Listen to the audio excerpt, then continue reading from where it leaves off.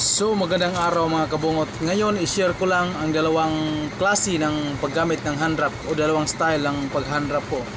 At ito yung kinalabasan at diferensya.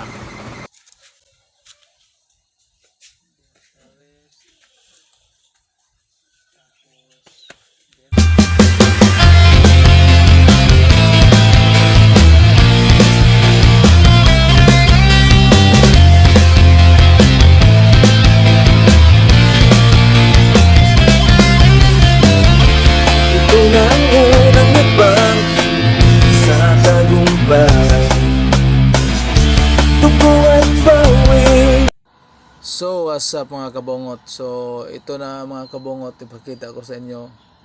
Hindi ito tutorial, ipapakita ko lang kung ano ang style ang pag-hand wrap ko. Yun, tingnan nyo, napaka basic lang to.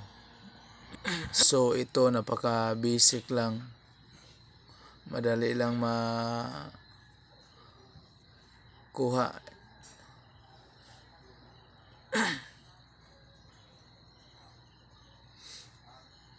Ito okay naman para sa akin, okay naman, protected naman yung rest sa mga kamay, saka yung mga yung sa, ang kaso lang yung sa knuckle hindi masyadong makapal, kaya minsan ko lang to ginagamit. Ayun.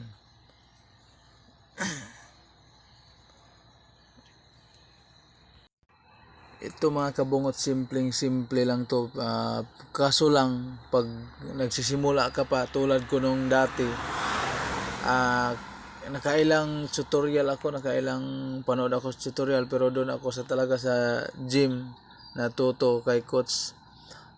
Tinuruan niya ako paano mag-hand wrap, kasi mahirapan tayo mag-hand wrap ang idol pag walang makapagturo sa atin ng tama at saka yung wastong pag-hand wrap, kasi kailangan talaga yung sa pag-hand wrap natin ay tama at saka komportable yung kamao natin para sa pagsuntok natin.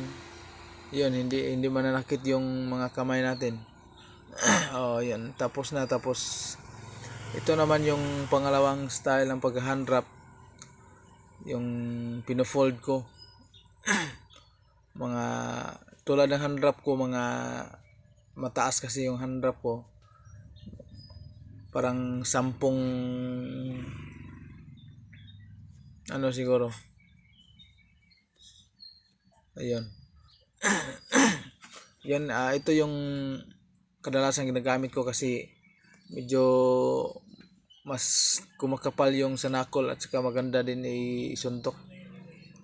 Hindi tulad ng yung una na wala lang, manipis lang yung sa knuckle.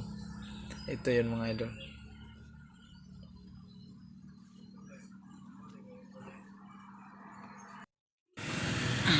So ito mga kabungot, mga idol, ito na yung ginawa ko ngayon, yung madalas kong ginagamit na pag-hand wrap. Kasi kung sa Bisaya ba, lami jud kayo nga ipanumbag, lami kay suntok ba kay baga kasi mong knuckle niya, komportable jud kamot. Mo ni kung gibuhat karon. Yun, ito ang ginagawa ko. Ito yung palaging ginagamit ko na pag-hand wrap. Mas maganda kasi ito lalo na pag mataas yung hand wrap mo, pero kung hindi maikli naman yung hand wrap mo, mas okay na yung nauna na style. Yan.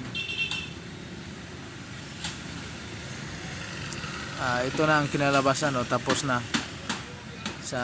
Iubusin ko na lang ito sa rest, tapos yun. Tingnan nyo, malaki ang diferensya, mas makapal yung sa knuckle kumpara sa unang style ng pag-hand wrap.